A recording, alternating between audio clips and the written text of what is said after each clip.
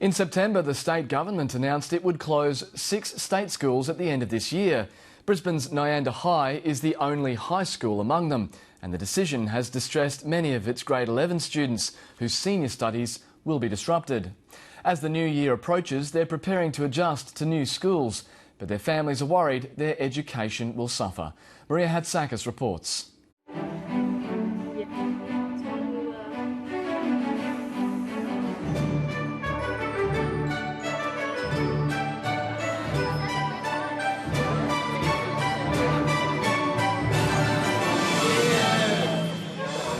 Like other students around the state, seniors from Nyanda High are seeing the school year off in style. It's great to celebrate that we finally made it here. It's been a tumultuous year and there are mixed feelings. These will be the last Year 12s to ever graduate from Nyanda. In September, the state government announced the school, which is just 15 years old, would close at the end of the school year. We just want to make the most of it. It's a happy occasion, but it's pretty sad as well because we know that it's the last Nyanda formal. In the big scheme of things, Nyanda is fairly small. The Brisbane Southside School has about 300 students, but it's important to the families it services. It's culturally diverse, and last year more than 80% of its students came from low socio-economic backgrounds. 40% were from single-parent families. Generational unemployment and poverty meant many students needed extra resources and support. After battling to keep the school open, the sudden closure left students and parents shocked. No, seriously, why did they have to cut our school down? Now, I acknowledge that these decisions to close these schools are not easy, and nor did I make the decision lightly. You need to come on this side of the fence. The government deemed the school not viable. Enrolments at Nyanda have been falling for the past 5 years. The cost per student has been almost double the Queensland average, and there are alternative schools in the area. But for Year 11s who'll now have their senior education interrupted, the decision has been hard to believe. Everyone just cried, really. It was just sad.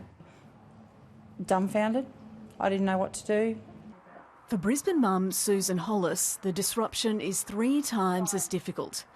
Her triplets have just finished Year 11 at Nyanda. I had 2 of them when we first found out. Megan and Ryan both said to me, well, I'm not going back to school. So that was my first thought, just dropping out.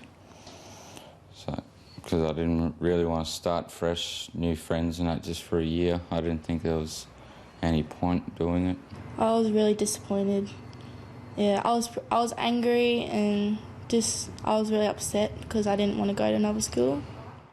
All 3 have been persuaded to go to another school next year, but their mother's concerned their education will suffer. I worry that, next year, are they going to give up altogether and just go to school to have their name marked off? Because they were very comfortable. It's like they're starting Year 8 again. But unfortunately, they've only got 1 year to get it all together.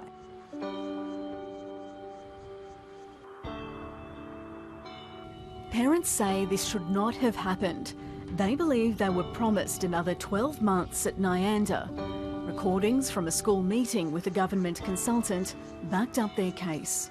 The only possibility we've got is that any Year 11 children at this school have finished Year 12 at this school. That's a guarantee that's been given to us by it. So that's a guarantee? Well, that's now something that I have to respond to that I said to you that I said a moment ago that I wasn't aware if the consultant may have said it, and that's the first time I've seen that.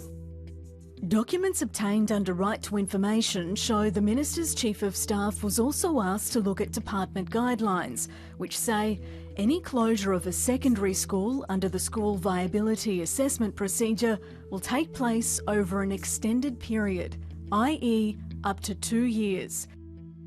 In response, she said up to doesn't mean equals.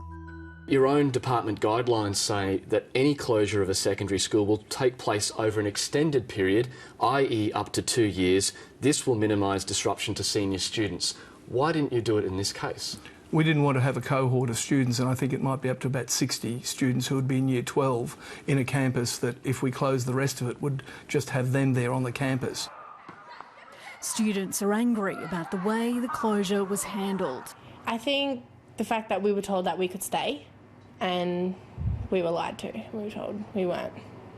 That's what hit us the worst. But as the new school year approaches, the Hollis triplets are coming to terms with having to move. Like, I'm going to be nervous, obviously, on my first day, but no, I think I should be fine, hopefully. I haven't been to a bigger school before, so I don't know what it's going to be like. I've just been to small schools, you get more help from the teachers. Just fitting in with people, really. That's probably my main worry. Their mother just hopes they can make it through one more school year. I do feel let down. I'm sure I'm not the only one.